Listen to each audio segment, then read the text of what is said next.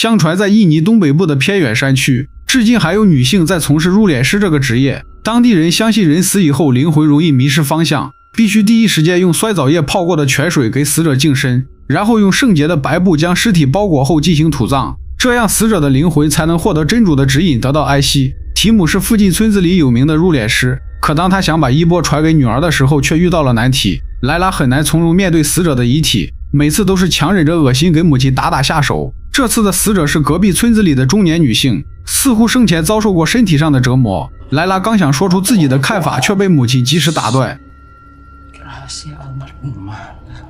逝者已逝，入殓师只负责送死者走完人生的最后一程，至于他们生前的恩怨，自有善恶循环，因果报应。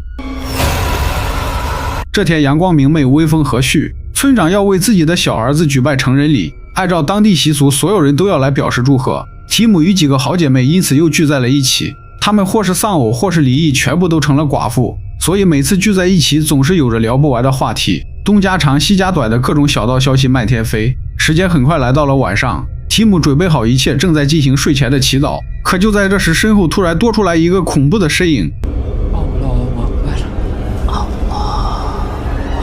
提姆并没有因此被吓得大呼小叫，似乎这样的情况早已是司空见惯。祈祷结束后，提姆来到外面与女儿聊天，他随手打开了今天从成人仪式上带回来的礼盒，却发现里面的糕点早已爬满了蛆虫，一股不祥的预感瞬间涌上心头。他让莱拉锁好房门，不要外出，自己马上去准备收敛尸体所需的工具。可还没等他走出家门，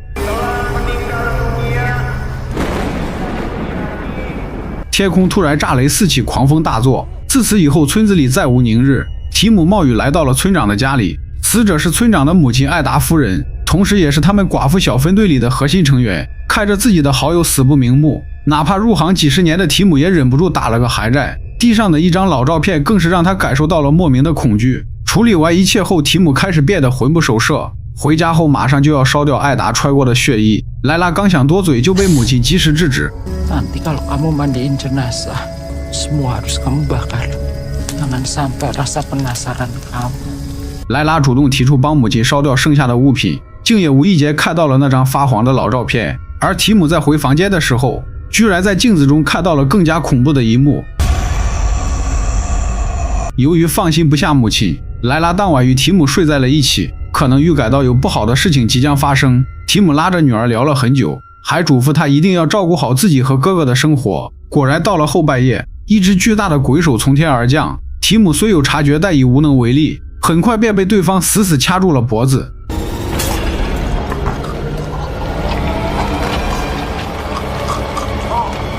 莱拉半夜醒来，发现了母亲的尸体，悲痛的嘶吼声顿时划破了死一般寂静的夜晚。听到动静的大儿子里夫跑进房间，却也被这突如其来的一幕吓得瘫软在地。村里人很快便得知了提姆过世的消息，第二天早上纷纷过来表示悼念，每个人的脸上都挂满了无尽的哀伤。但有一个人显得特别与众不同，女孩瑞卡刚刚搬来村子不久，最近还跟莱拉的哥哥黏在了一起，在她的脸上看不到任何悲伤的表情，反而给人一种暗暗窃喜的感觉。招呼完过来悼念的左邻右舍，莱拉这才麻木地穿上工作服，准备为母亲清洗身体。可令她没有想到的是，母亲的双眼怒目圆睁，似乎还有什么未了的心愿没有完成。莱拉只能强忍着泪水让母亲安息。这时提姆的灵魂突然出现，他紧紧握住莱拉颤抖的双手，陪着女儿一起迈出了最艰难的一步。莱拉或许永远也不会想到，她独立完成的第一份工作，死者竟然是自己的亲生母亲。可就在清理口腔的时候，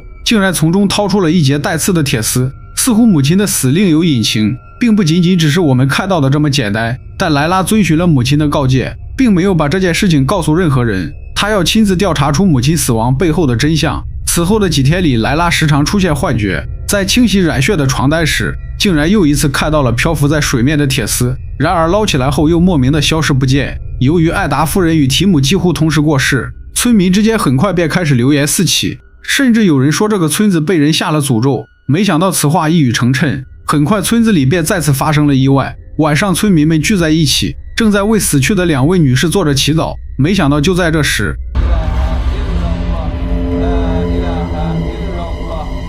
特里夫人突然听到身后有人窃窃私语，可转过头去却没有看到任何人的身影。不料她刚转头回来，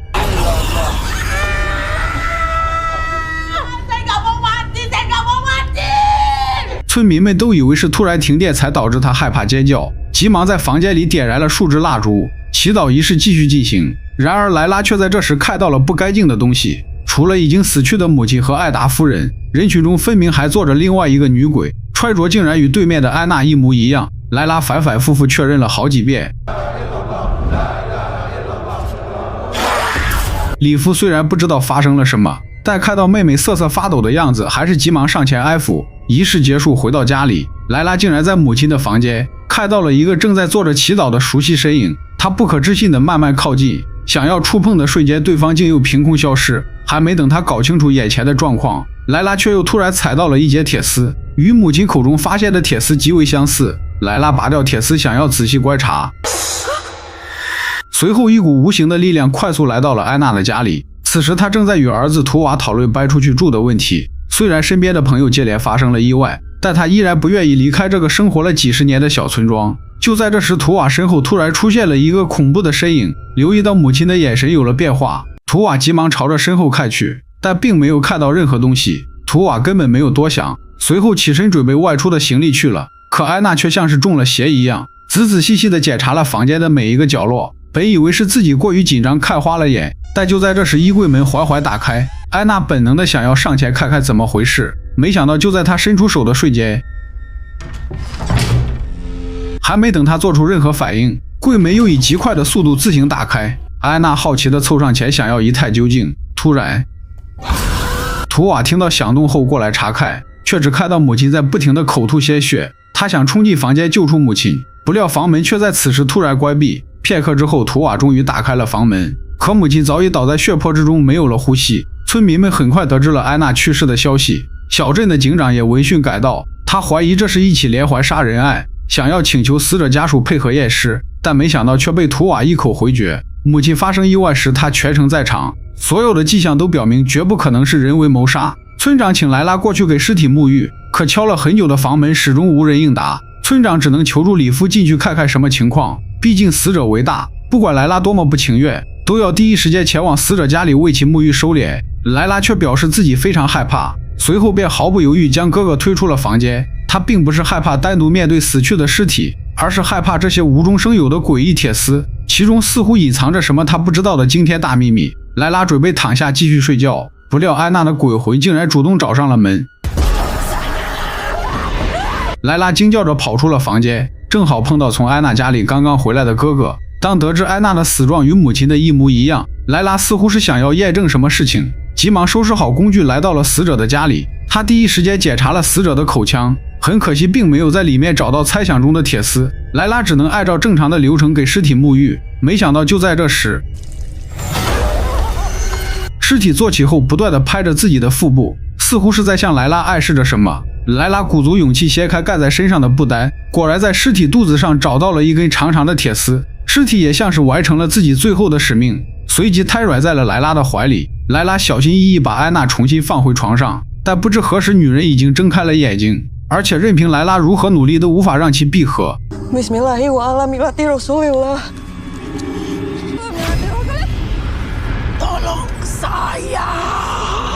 等莱拉从惊恐之中反应过来，身边的一切又都恢复了正常。办完母亲的葬礼后，图瓦准备搬离小村庄开始新的生活。作为好友的莱拉过来送别，图瓦无意间提到了母亲临死前似乎一直在喊着努尔这个名字。莱拉好奇努尔是谁，图瓦直接翻出一本旧相册指给他看。 Kalau ini Bu Nur, yang ibu sering sebut namanya ini Mbak。几个女人曾经是关系很好的朋友，后来不知道发生了什么事，努尔在他们很小的时候就离开了村子。据说这件事还跟几个女人的丈夫有关。趁图瓦不注意，莱拉偷偷把照片藏了起来，似乎照片里隐藏着母亲死亡的真相。莱拉回去的路上碰巧遇到了特里夫人，她觉得几位好友的死绝非偶然，每个人都是毫无征兆的吐血而亡。Saya yakin ini pasti disantet。为了验证特里夫人的猜想，同时也为了解开自己心中的疑惑，莱拉当即做出了一个大胆的决定，她要挖开艾达夫人的坟墓一探究竟。女人三更半夜来到墓地，对着刚刚下葬的一个坟墓刨了起来，很快她就找到了死者的尸体。莱拉一寸寸摸遍了尸体的全身，终于在她的腿部发现了一截铁丝。莱拉随即被吓得向后倒去。下一秒尸体有了动静，一跳一跳地向着莱拉不断靠拢。女人凭借着强大的毅力爬出了坟墓，头也不回地跑向了家里。为了调查清楚努尔身上到底发生了什么，莱拉拿着照片找到了图蒂夫人。女人看上去非常生气，只说努尔曾经破坏了很多人的婚姻，其中还包括莱拉的父母。不料话刚说完，图蒂夫人就仿佛看到了什么可怕的东西，紧接着便蹲在地上用力撕扯起了自己的脸皮。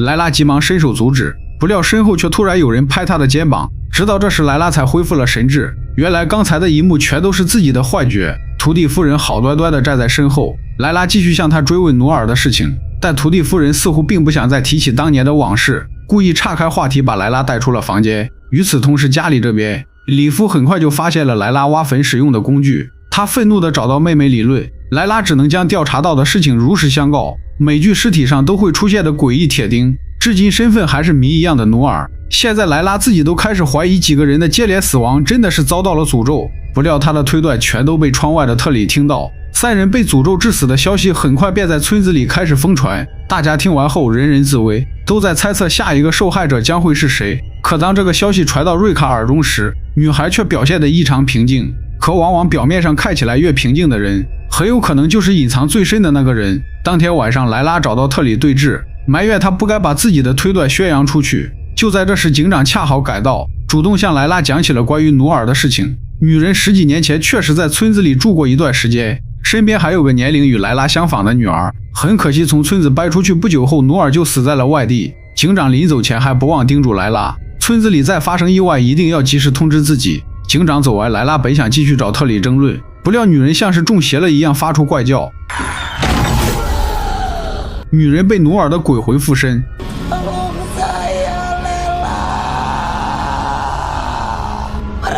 Menuduh saya merebut suami mereka. Kamu mau dengar cerita sebenarnya？ 女人正要说出真相时，却突然开始抽搐不止，紧接着站起身来，朝着莱拉扑了过来。莱拉使出吃奶的力气把女人推倒，特里夫人也在这时恢复了正常。这天晚上回到家里，那个熟悉的鬼手再次从天而降，很快便扼住了莱拉的喉咙。好在只是她的一场噩梦而已，但莱拉却感觉到无比的真实。她再次拿起那张照片，仔细盯着看了很久，突然发现努尔的长相竟然与瑞卡有几分相似。为了验证自己心中的猜想，莱拉偷偷溜进了瑞卡的家里，果不其然，在一块极其隐蔽的地砖下面找到了那张熟悉的照片。但恐怖的是，照片上每个人的脸上都被铁丝刺穿，究竟有着怎样的深仇大恨，才会让其做出了这样的举动？莱拉还发现了一张努尔与瑞卡母女俩的合照，似乎一切的谜题就此解开。莱卡带着找到的照片匆忙离开，迫不及待跑向特里的家中向他求证。与此同时，另外一边正在熟睡中的图蒂夫人突然开始颤抖不止，一双鬼手死死捂住了她的口鼻。经过短暂的挣扎后，女人一命呜呼。莱拉火急火燎赶到了特里夫人的家中，但此时对方也已变成了一缕幽魂。至此，照片上的5个女人悉数惨死。紧接着，他们的鬼魂陆续出现，纷纷控诉是努尔破坏了众人的婚姻，似乎当年的真相正在慢慢的浮出水面。在图蒂夫人的葬礼上，莱拉竟然当着所有人的面指认瑞卡就是所有案件的幕后黑手，还向众人揭穿了瑞卡的身份。Ibumu itu berebut suami orang. Apa salah kami? Pembunuh! Pembunuh!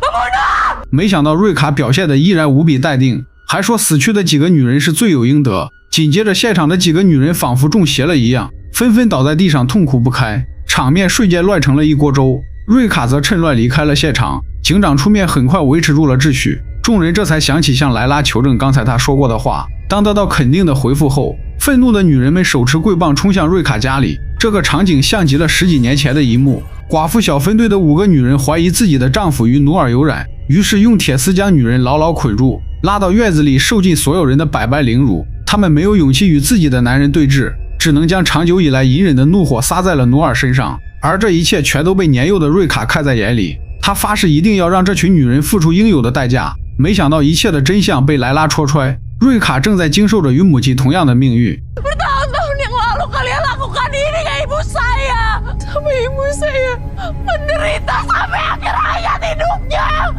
Ini emang dosa saya. Kalian bagian dari dosa ini. 眼看瑞卡被捆住双手再次摁到了地上，提姆的灵魂及时现身来到女儿的身边。上一辈的恩怨已经得到了应有的报应，他不希望这种孽债再次延续到孩子们的身上。莱拉怒吼一声冲进了人群，把瑞卡死死抱在自己怀里。闻讯赶来的里夫见状，急忙把最爱的2个女人护在身下，可愤怒的人群依旧没有停下手中的动作，直到一根木棍敲在男人的头部，看他倒在地上，众人这才稍稍恢复了点理智。但可悲的是，并没有一人上前帮忙，任由冰冷的雨水浇在躺倒在地的3人身上。如果里夫因此丧命，不知道莱拉会不会成为第2个瑞卡。以上便是尸体沐浴的全部内容。电影前半部分的剧情相当精彩，紧张有序且步步引人入胜。很可惜后半部分的节奏略显过快，很多我认为比较重要的剧情并没有交代清楚，只能从只言片语中拼凑出10几年前的真相，给人留下一种草草收场的感觉。但整体来说，本部电影依然值得推荐。咱们今天的视频到此结束，喜欢的朋友订阅关注点赞收藏支持一下，咱们下个电影再见。